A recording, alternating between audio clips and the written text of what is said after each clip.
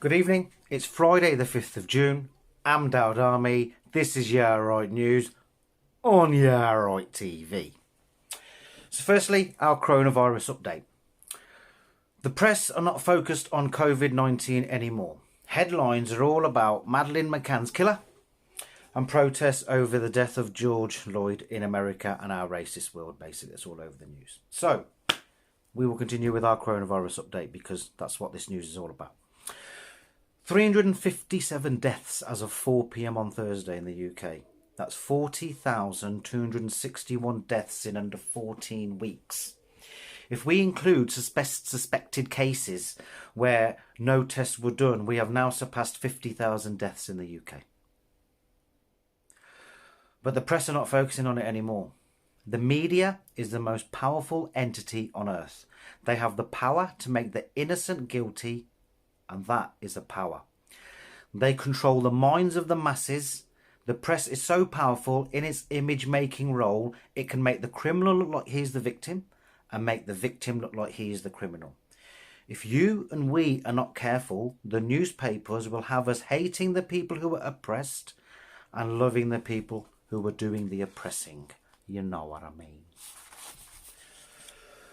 Now, new coronavirus cases are rising faster than ever worldwide, a rate of over 100,000 a day. The Americas are now the epicenter of the pandemic, specifically Brazil, Mexico and the USA. There's more than 7 million cases have been reported worldwide so far. Now the number of deaths was recorded as 357 in the UK today up till 4 p.m. Thursday. This is higher than all 22 EU nations put together in the last 24 hours. And we're still at level 4 and we are still up shit creek, basically. But the easing of lockdown continues. Now we have to wear masks on all public transport from the 15th of June. But up until the 15th of June, you're fine, you can carry on, you don't need a mask. But 15th of June, something's going to happen and suddenly we're all fucked if we don't wear a mask. So my friend's sister, check this one out. My friend's sister came back from the Philippines on Monday. Through Heathrow, no checks, no test, nothing about self-isolating, just stroll straight through, and she wore a mask herself because that's what they do in the Philippines, you know what I'm saying? That's how fucked the airports are, that's how fucked this government has messed this shit up. Now, the virus has not magically disappeared. Our immune systems have not changed. There is no cure, and there is no vaccine. The only thing that has changed is that powerful lobbies and business and economic pressures have out-lobbied public health science and any concerns for our collective health and well-being. The Conservative Party. Now, they have two types of voter. They've got the millionaires and the misguided. To find out which one you are, have a look in your wallet. How's that? Right then, now in America, police respond to the problems they have created with violence. America is institutionally a racist, full stop. Now, let me educate you about the history of Black America. George Stinney Jr., 14 years old of African descent, was executed in the electric chair in America. He was accused of killing two white girls aged 11 and 7. The bodies were found near the house where he lived with his mum and dad. He always carried a Bible in his hands throughout when he was in prison, and even on the day of his execution, he pleaded his innocence and he had the Bible in his hand. All members of the jury were white. The trial lasted 2 hours and the sentence was dictated within 10 minutes.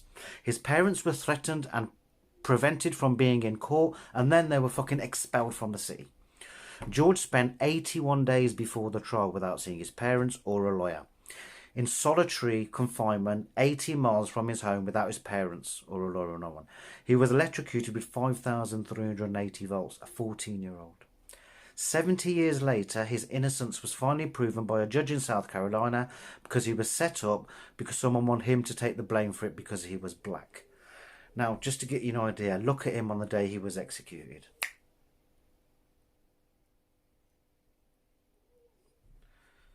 That's shocking and that's sad. May his innocent soul rest in peace. You know what I mean? So fucked it up is America, you know what I'm saying? Right then, now on a lighter note, let's see what's happening over the last few days. As Boris Johnson is urged to suspend the export of riot gear to the US, some can't help but wonder why American police have better access to British PPE than frontline NHS workers. You know what I mean? As Alok Sharma appears to suffer possible coronavirus symptoms in the House of Commons, the PM advises him to take his family on a 260-mile drive to test his fucking eyesight to Durham. Pardon me. Boris Johnson denies wearing an earpiece in the House of Commons but admits he does rely on a sneering aid. And parents across the UK refuse to send their kids to school but are happy to pack out beaches when the sun's out. The Queen gets with the lockdown spirit and cuts her own hair. And McDonald's finally reopens for drive-through customers only. That ain't going to work, mate. You know what I mean? In America, the police deploy special tactics to disperse protesters. And even black dogs are taking no chances with the police in the US. Now here's a quote from Robert Mugabe, the ex-president of Zimbabwe. As long as white cars are using black tyres, people use black to symbolise bad luck and white for peace. People wear white to weddings and black at funerals. Those who don't pay their bills are blacklisted, not whitelisted. You don't win at snooker until you've sunk the black ball while the white ball remains on the table. But I don't care as long as I'm still using white toilet paper to wipe my black ass. I'm happy. Robert Mugabe. What a football. Now let's go to Leroy for the weekend sports update. Leroy, wagwan.